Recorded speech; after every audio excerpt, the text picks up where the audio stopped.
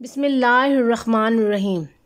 صدقہ جاریہ سمجھ کے ویڈیو کو لائک اینڈ شیئر ضرور کیجیے گا تاکہ جس کو عید الفطر کی سنتیں اور احکام کے بارے میں نہیں معلوم وہ اچھے سے جان سکے۔ جزاک اللہ۔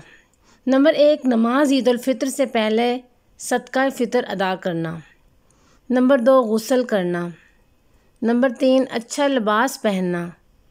نمبر 4، خوشبو لگانا۔ نمبر 5، نماز عید الفطر سے پہلے تاک کھجوریں کھانا۔